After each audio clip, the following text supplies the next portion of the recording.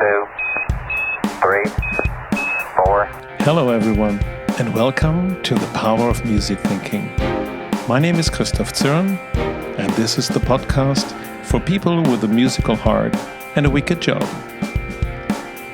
We're looking for stories, insights and tools from the big world of music to inspire leaders and followers to listen, tune, play and perform in whatever field you're operating.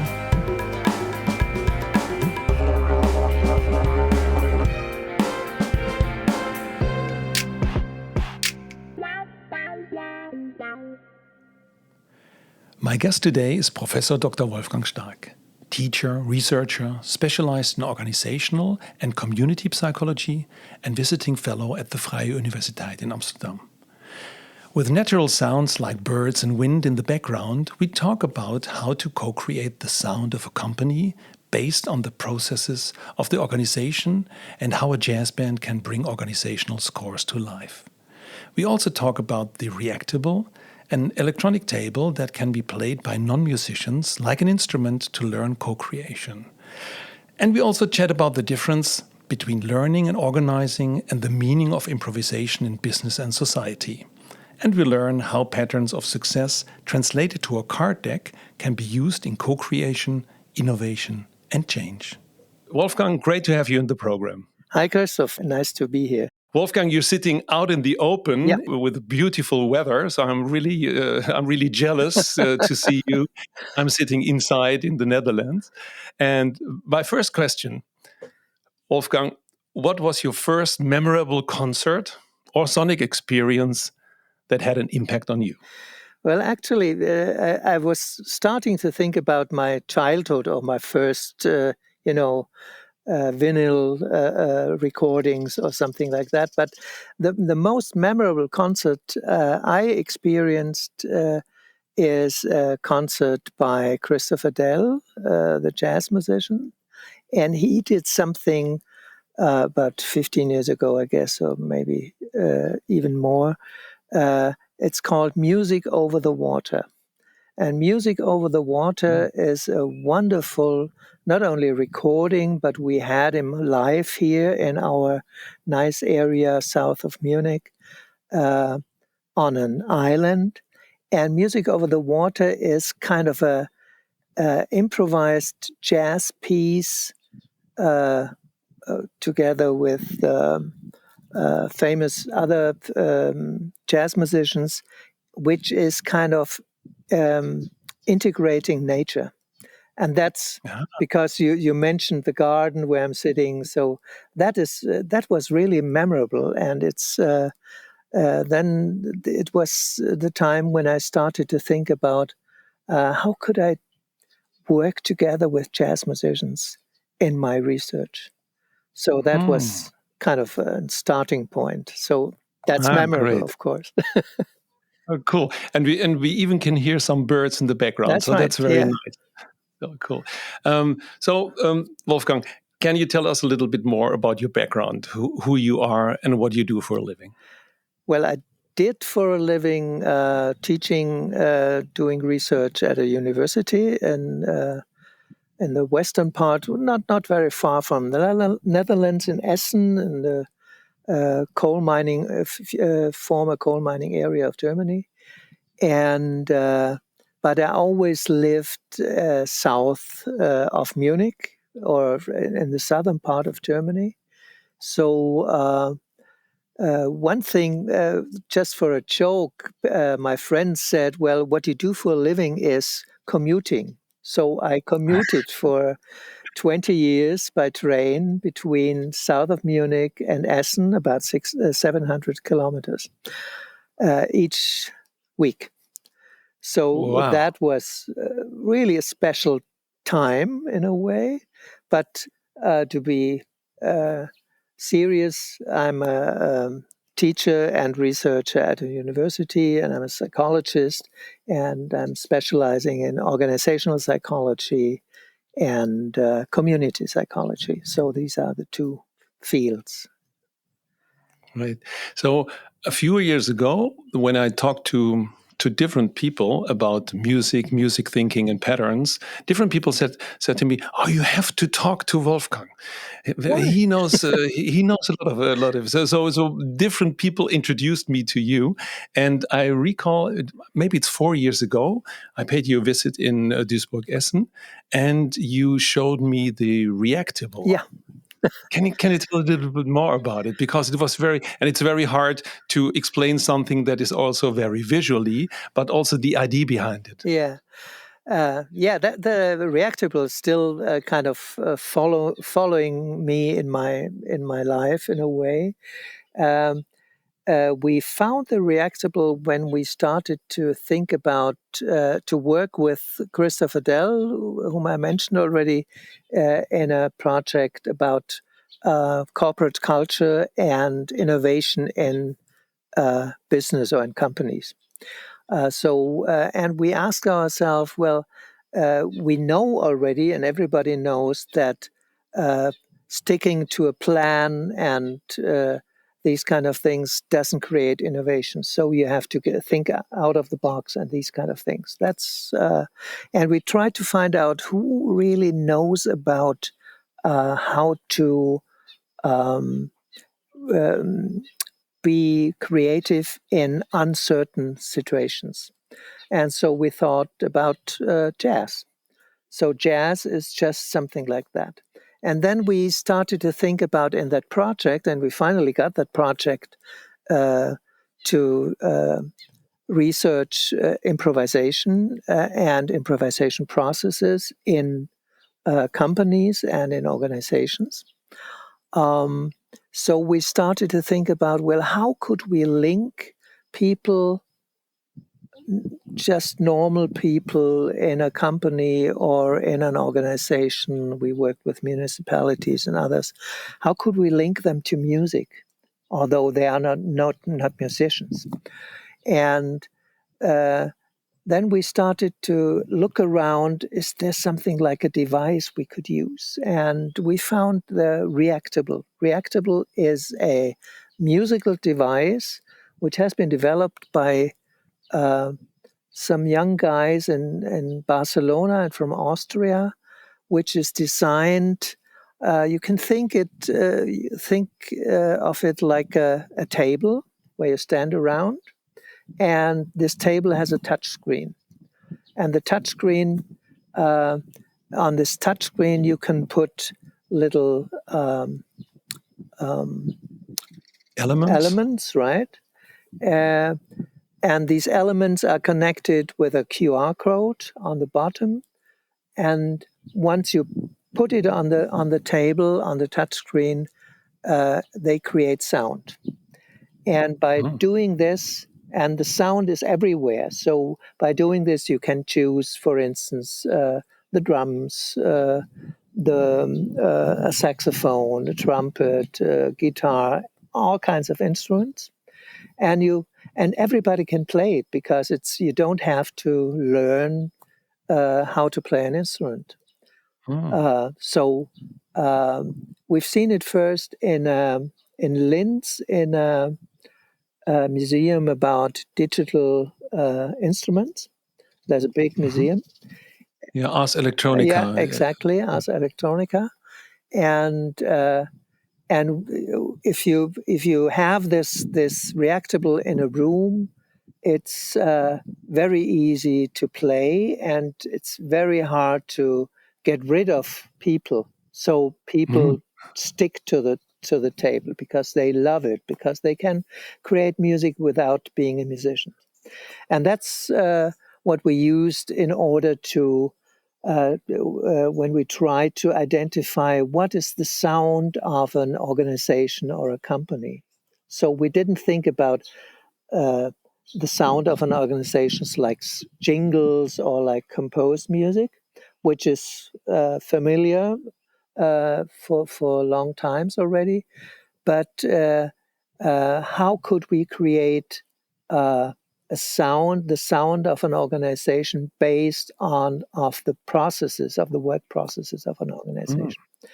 And this turned out to be very helpful because people could talk about their what they are doing, their everyday work, about the role of their in the organization. And then we started to tell them, well, if you could think of your role and your everyday work, if it would be a piece of music, what would it sound like? And then we asked them, please enter the React table, use the different elements, showed them how they work, and then they started to play. And it was fascinating because people were just, they were flashed playing with these things. And if you put kids there, they love it. And if you put managers there, they love it as well. And after that, you start talking about, well, what was your special? What was the special experience you had during you tried and experimented with how would my work sound like? Not look like, but sound like. So we try to open up a new kind of medium or a new kind of sphere of experience and things like that. And that's helpful just to think about, well, this is interesting because we didn't have in mind how important the assistants to the CEO have been, because they are kind of in the middle of the show. They have they are kind of orchestrating and choreographing everything. So so all of a sudden, the CEO, for instance, or the leader of a department is less important. Were they also on the table? And did you encourage them to, let's say, just play together? Like, it sounds like a table with a board game and people are encouraged in interactions. Or did you also ask them to record what they did and later listen to it, so that you have the reflection not only on the experience while doing, but also the reflection on what they can listen to later? We did both, actually. But I think the most impressive experience was the live experience, in a way. But we recorded it as well. But the most important thing was another tool we developed in this project, where we tried to capture the sound of organizations in a way. We developed a tool called organizational scores. And an organizational score is something which when you singing in a choir or playing an instrument or a violin or something, you have a score and you know when to sing, when to play, and when are the others there, and so on. And this is also, most of the time, it's kind of the musical language, the notation, which we all know. But if you switch to another kind of music, which we've been introduced to by Chris Dell, for instance, you realize, well, if you look at the musical scores of Karl-Heinz Stockhausen, for instance, or other modernist composers, you see that they kind of created a diagram or a painting even. So what, like a graphical score? Yeah, exactly. And so what we started is to ask people to draw down their own organizational score.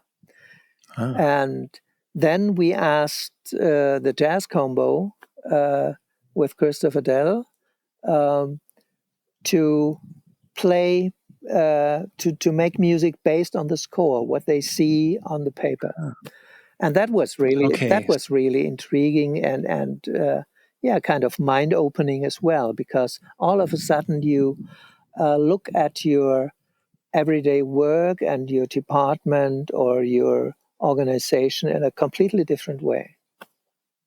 So is it also like this, that the sound that the people in the team create? That the graphical parts that people created and that they draw and painted, that it might sound different than they had intended what they draw. So the surprise is when you Exactly. suddenly hear Yeah, something that you might just have drawn a line, and the musicians interpret this in a certain way, and then this line is maybe something else than just a line. yeah, exactly. So that was in most of the occasions we tried to do. It was really something like a big surprise to the people, Yeah. because they sketched down something which they thought, well, this is not really. Yeah, I try, so I scribble a little bit. Mm. And then the musicians would sit together, and this was part of the workshop. So you could listen to the musicians and learn how they react, how they interpret what they see. This is Okay. this Oh, it was like fly on the wall. They could hear like the musicians say, "Oh, exactly. what is this? This is Yeah, something crisscross, and yeah. And what all shall of a we do with sudden, it?" Yeah. the drummer would say, "Oh, I play this line," and then he Ah, goes. And then the okay. others would join in and would say, "Okay, if you play this like this, be aware this line is going in a different direction at some time, so you have to play something different." And then I Ah, come with my vibraphone or with a bass or something like yeah. that. Okay. And Great. that was kind of mind opening to the people who listened as fly on the Yes. wall. One question with the reactable, that's electronic music, let's say. So it's Yeah, electronic elements that you can change while, let's say, playing on the table. yeah, In the case of the organizational score, it's people draw something, and then later some other people, the musicians, interpret it. yeah, My question would be, normally normally sometimes when you do uh, things like this, people are tend to use words and to make a song out of it. And it sounds like, or my question is, was there any words or any text? Was there any singing in words that gave a meaning? Or was, let's say, the abstract of the music the power that changed it? basically was the abstract of the music, and that was one of the problems. It's abstract, like you said. It's a very Mm. abstract concept, and you can draw people in uh, by using the sound, by the experience of the sound, and so slowly they come in. But it's not a tool which is very easy to be used for, let's say, a 3-hour workshop Hmm. in a department, because they don't come in. So it's Yeah. kind of a you need kind of a preparation or kind of some time to to draw people into the idea of music. So that's and I would love to connect it both with voice. That's another Mhm. step we didn't do, and also when you were describing the painting or the scribbles which were played by the musicians, we had the idea, how could we use the scribbles as part of the touchscreen of the reactable. So if this Ah, is on the reactable, this would yeah. kind of show something like if you have a dance company, they have a kind of a choreography which shows the different steps of the dances, and you could do a Yeah. similar thing on the reactable and then transform it into music. That would be Oh, nice. that's So something. that's another cool idea we didn't manage to finish because Wolfgang, that triggers something else with me, because we worked together in the last yeah, year with a few occasions, and we also work with Myro. So I have a spontaneous idea that maybe we ask people to draw something, then we play it, and then people can also change it while playing. So that's maybe a new Yeah, project, that's maybe a new project indeed. and maybe So when that's people right. listen to this idea and they don't think it's crazy, they could give you or me a call, and then we do an Yeah, experiment together. yeah, that's right. That's very nice. And uh, the base of the basis of these ideas is the drawing or the playing, and the interpretation of something, and sometimes also the improvisation, because when you directly see, oh, something goes this way, oh, then you would go even further, or you don't like it, you go in another way. That's also the basis of one of the base things of improvisation. Exactly. Yeah. And that's it sounds like this is the center of how people interact with each other, and not only regarding via a determined score, but more an open score that can be changed. And this is also something where you work a lot with improvisation in business.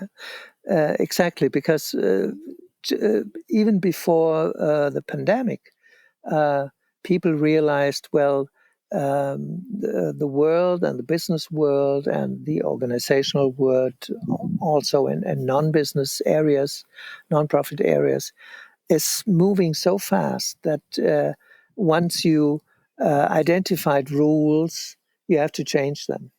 And we now, in the last year, everybody experience rules have to change on and on. So you have to be really flexible, and you always have to improvise. So everybody had to improvise based on what happened in the last year. And So how can business people learn to improvise? What would help them to be a better improviser? exactly, so that's what we're thinking about: is how could we teach people how to improvise? And I still remember one of the first sentences, or one of the first talks I had with Christopher Dell, and we started to talk about improvisation and jazz and things. And he said, I'm practicing improvisation 6 hours a day, because otherwise I can't do it. So Yeah, I right. have to be really very flexible, based on a huge amount of knowledge of sound and of musical patterns. How could you react to this, what is coming up? And that's what we desperately, in my opinion, desperately need to learn in our societies, how to be creative and improvisational. And I guess we could learn a lot if we would look to countries like India or Africa. This Hmm. is where improvisation is an everyday skill. Right. But in industrialized countries, you kind of got rid of lost the skills of improvisation, which we had, And of why is course, that? as well. Why is that? Why did we lose improvisation? Because even before the classical music, if we go to the very determined and defined scores, there was in Baroque or in earlier times, Bach was, before he was a composer, he was an improviser, He's the most, and many others as yeah, he's well. the most, to all jazz musicians I ever met, they ever are referring to, all of them are referring to Bach, because they say that's the improviser. He's taught us how to improvise and how to react to different harmonies, to different patterns and things like that.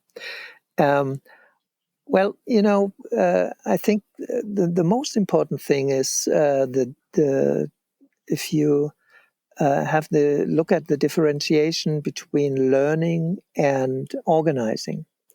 If you Mm. want to organize, you need to forget about other possibilities.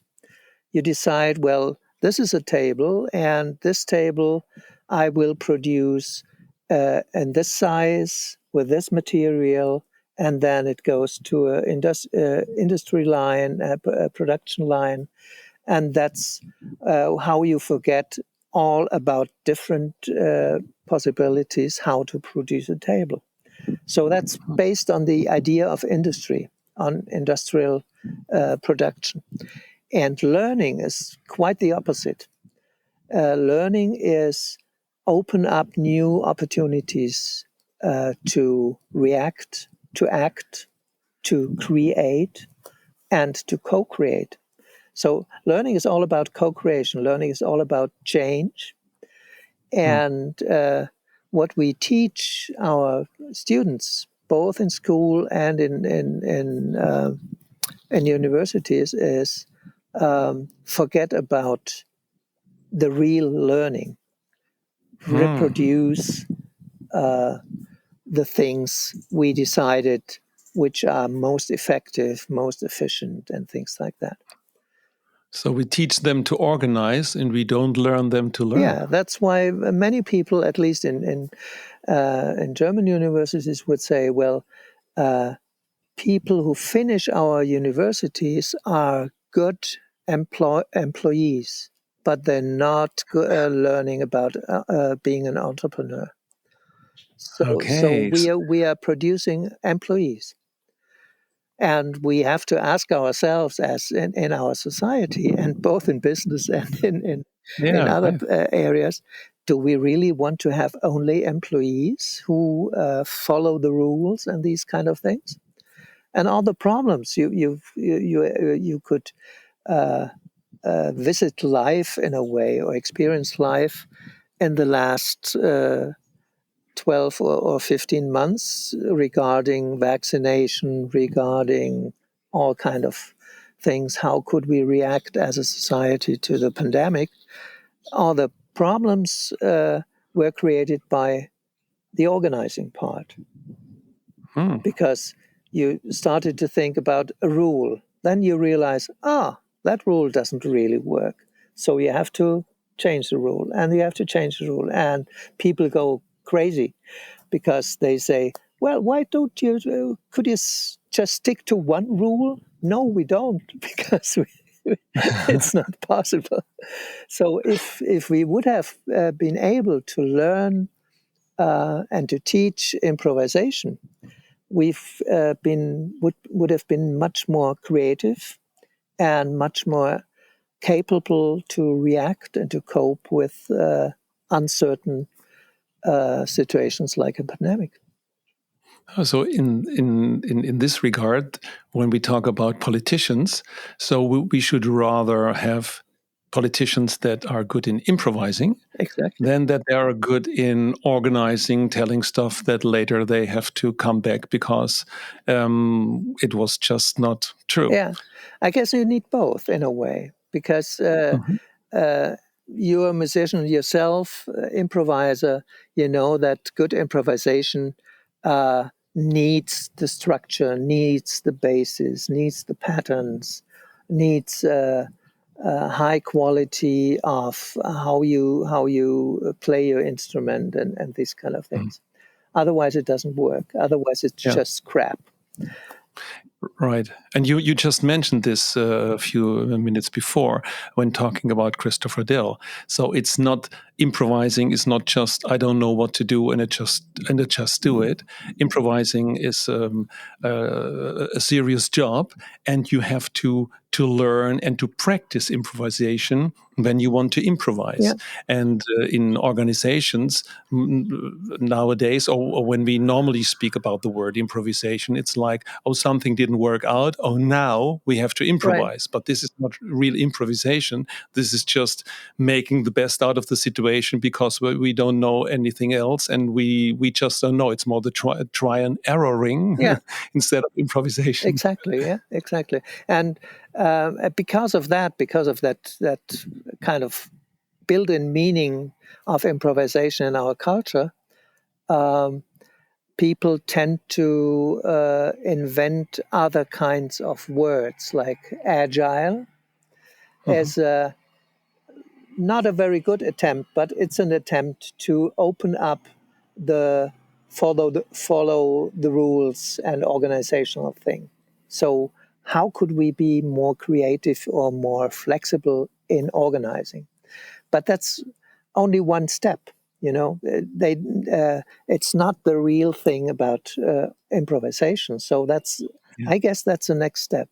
And what I'm always afraid of is that we have to invent or create a new term for this, because improvisation has such a bad connotation in a way. Yeah, you know that I'm working in the music thinking framework. I'm working with the word agility, and agility has two sides: learning and changing. So exactly what you Yeah, just that's said. right. And agility goes together with jamming, and that's exploring and creating, Exactly. and also opening up and also sensing. Yeah. Because sometimes, and this was why I was triggered about the reactable we talked before, it was without words, and sometimes my impression is that when we don't use words, that we are much more open to connect, because when we use words, different people understand different words. For example, agile, and different people have a different idea what it is, and they never come to the center of this. Exactly. Yeah. I couldn't agree more. Though. So words are sometimes words are important. So like for the body, the skeleton, the bones are important. But without the muscles and the other parts of the weak parts of the body wouldn't function. Absolutely, we experience this when we go to the doctor with something, and they just focus on one part. Exactly. Yeah. Yeah. That's right. So that's maybe one of the most important learnings I had in the last in the pandemic months. I realized that people are terribly creative in order to cope with this uncertain situation. But once the rule thing and the organizing thing comes in, they are really in a very fast going back to the organizing and asking people, well, could you reorganize this? Could you make up rules for this? Who's going to be vaccinated first? And these kind of things. So it's all about rules, and it's all about, yeah, in a way, when you, I think rules are important as well. Otherwise, we couldn't drive our car, for instance. But at the same time, rules, if you have only rules, you are close to anger, close to being angry and these kind of things, because it never fits. Yeah. That's a very very interesting thing, because we should learn what rules are, and we should learn what principles are, or guiding principles. Exactly. And we should learn when we act following rules, and we should understand when a rule is over. And I think the best example is when you're in a foreign country and you're on an intersection and all the signs are on red. So there must someone start to drive, otherwise it will stay there, Yeah. because everybody has to follow the rule. And the question would be, what would be a guiding principle to get started in that literally stuck situation? And how can we, if we are stuck, then come in with guiding principles to literally, in this example, get forward? Yeah, that's right. So that's exactly your example was in each semester my starting point, and the lecture on introduction into organizational psychology. I showed them a short video, a short movie about um, intersection in India, Already. and nobody is following any rules, but Yeah. it's amazing. So it was kind of drone airborne view. It's amazing how people, and it's really crowded, how people and bicycles and carts with animals and cars and lorries, how they interact, and nobody is hurt. So that's Yeah. really amazing. So that's this kind of mindfulness in a way, and looking to the others. So the principles of improvisation, listen to the others, look at the others, make others look good. Don't say no, but say yes and these kind of things. This you could see in this 3-minute video all the time, and this was the first thing I explained to the students, and then we opened up with what is called organizational psychology. So I still miss this, so I don't teach anymore. Okay. Wolfgang, there's another thing that binds us, and that's we just talked about different situations, different stories, and actually there are Yeah. patterns. And you are a very experienced master of patterns and or pattern creator. And you also did several card sets about patterns. Can you tell a little bit more what it is and what you do with it? Yeah, basically, what we try to find out, and that started with a project we had with a jazz combo about 10 years ago. We try to find out what is the built-in language of improvisation and of culture in organizations. And then we identified patterns are everywhere. If you look at music, it's built upon patterns. If you look at your brain, your brain is functioning like a pattern recognition machine. So you recognize a pattern when you want to cross the street, a crowded street, and you kind of try to recognize the pattern. Is enough time to cross the street, or does the lorry hit you? So that's what your brain does all the time.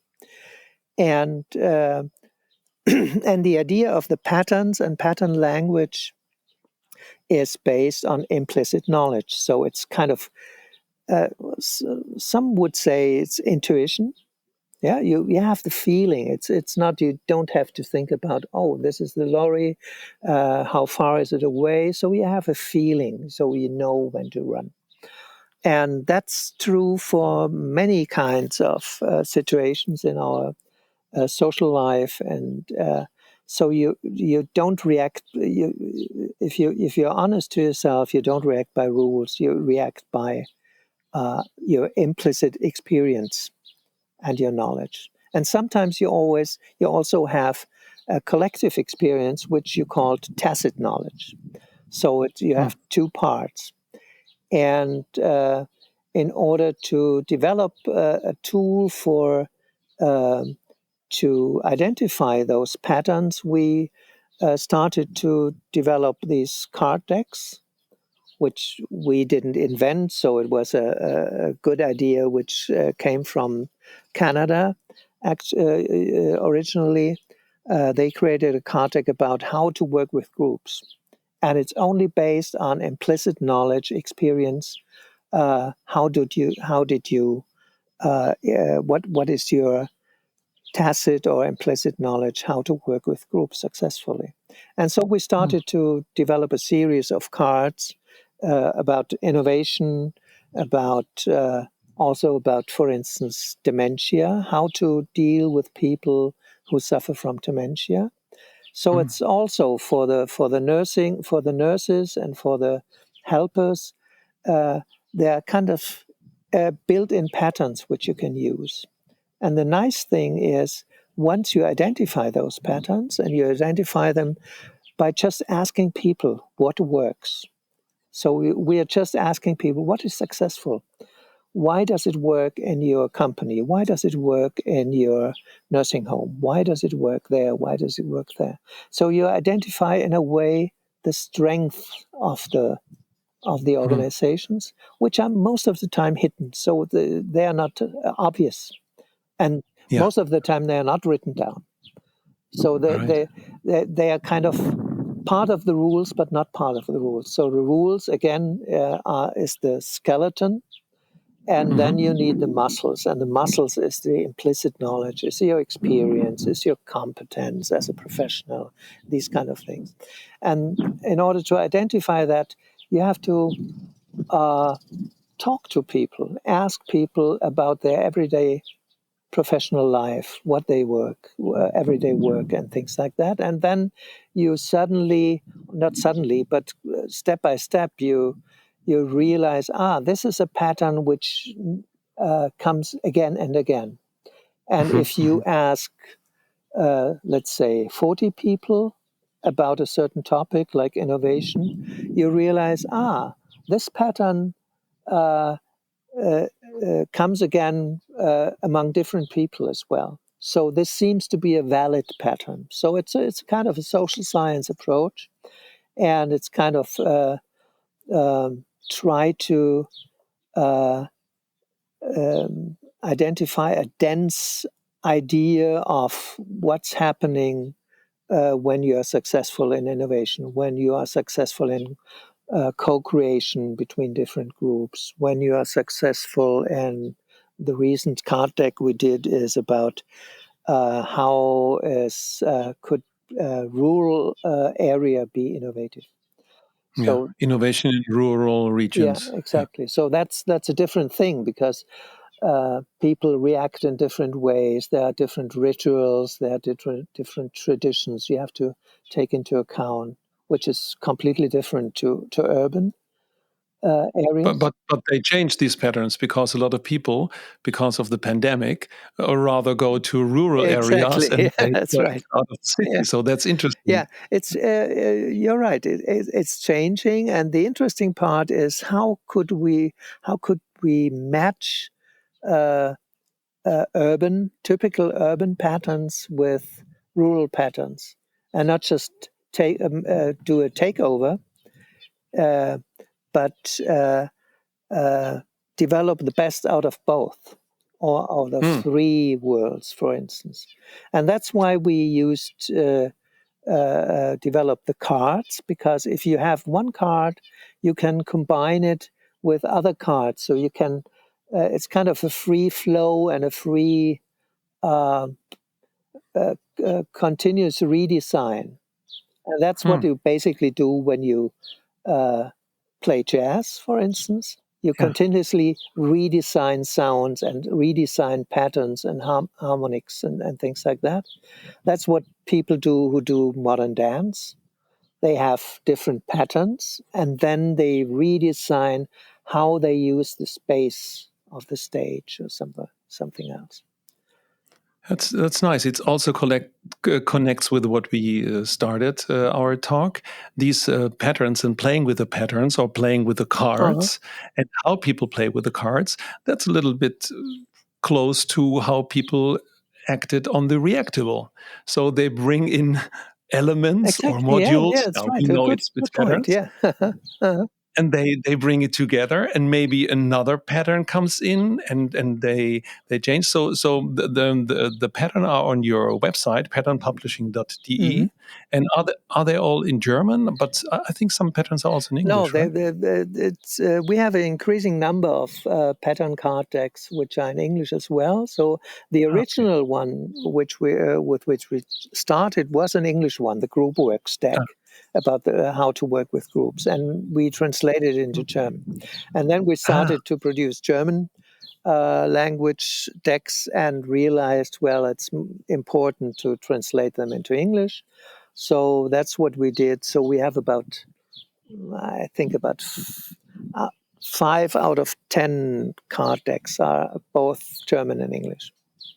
okay. So this means if people and they are easy accessible and also price wise really easy to buy and use, and people could give it a try to get into some kind of improvisation using these cards like a game. Yeah, And but I also can imagine that companies say, oh, we might like develop our own patterns. So what you just said, then you go like a researcher, like you would do in service design or in psychology, and you do research, you try to find the patterns and maybe facilitate them to make their own card set to get quicker interactions when they come into challenges that they not have seen yet. yeah, that exactly. That's what we do. For instance, for what we did and still do for a couple of companies or organizations. For instance, for the city of Vienna, the municipality of Vienna.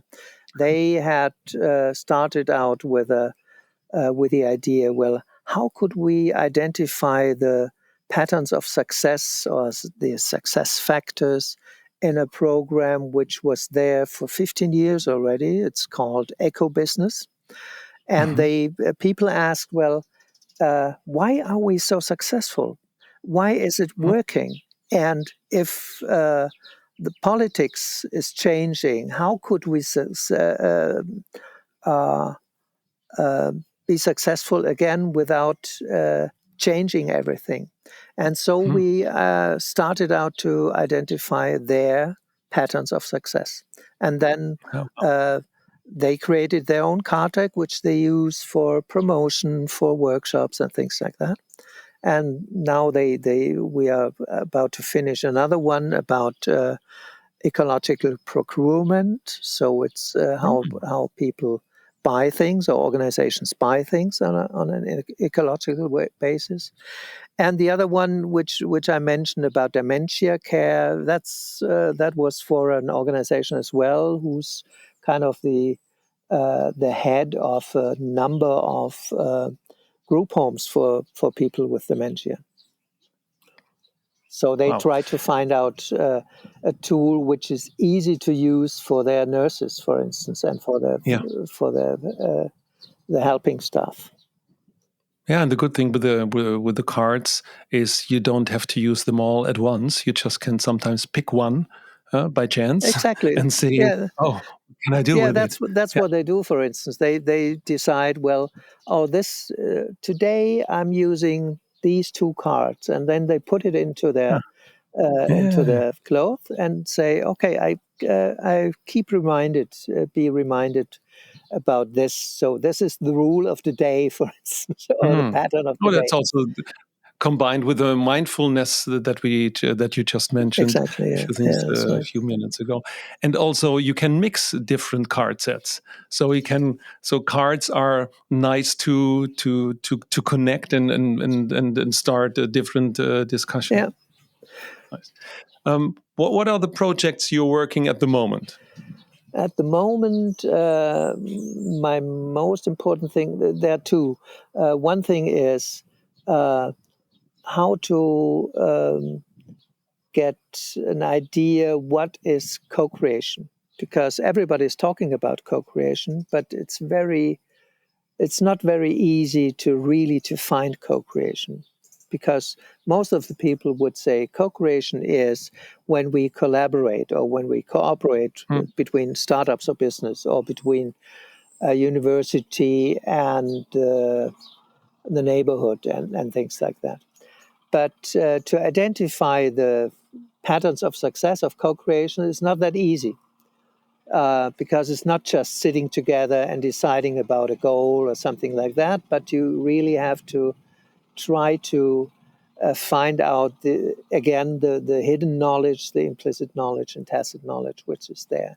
So that's one thing. And as a matter of fact, I'm right now started to be a visiting fellow at the Vrije Universiteit of Amsterdam, the VU. And they asked me, could you create something or could you work with us on co-creation, how to develop co-creation tools and things like that. And so co-creation appears to be in several projects coming up. So that seems to be an important, maybe also an important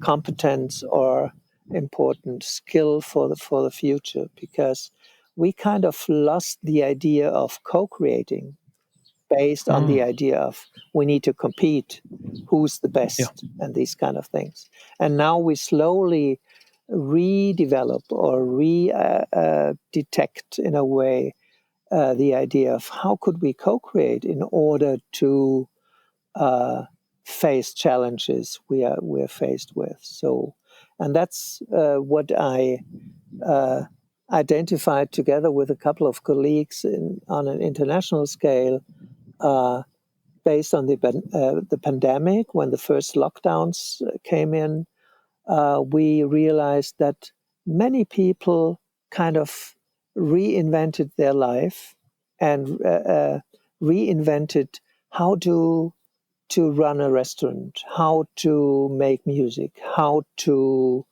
have a cultural life. And so everybody had to reinvent it because the normal rule-based things were gone. So they were not possible anymore. And so what we identified or what we sensed is that there's a high sensibility for co-creating if you get rid of experts and of professionals. Because experts as professionals, not all of them, luckily, but in many situations, they follow rules because that is the important part. That is part of your identity as a professional. You follow rules, you create rules as well, but then you follow rules based on the idea of industrial production. And so we are kind of reinventing our ability, and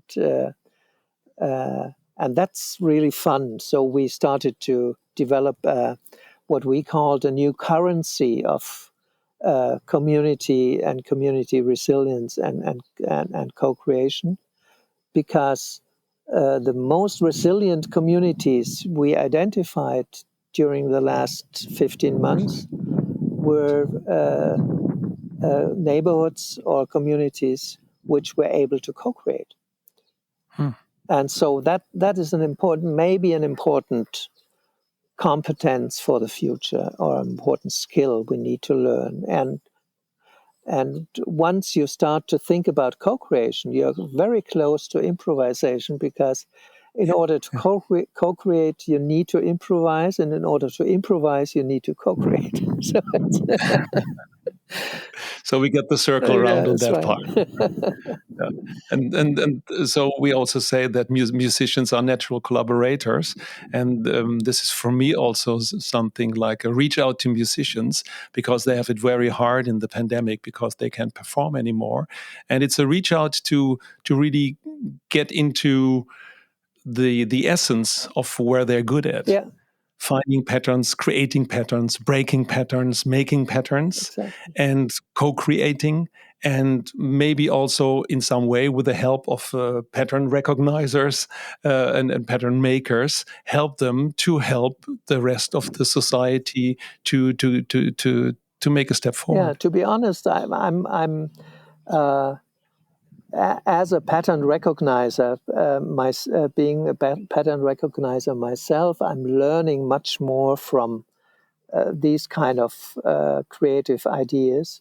For instance, just close next village, it's a kind of an artistic village with a lot of musicians and artists.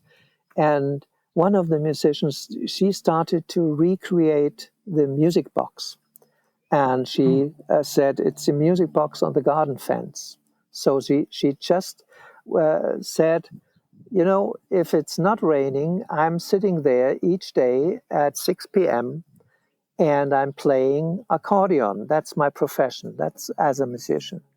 And on the garden fence, there's a small box, and you could put out the pieces I can play for you, and put in some money, and put the pieces on a display, and then I will play it.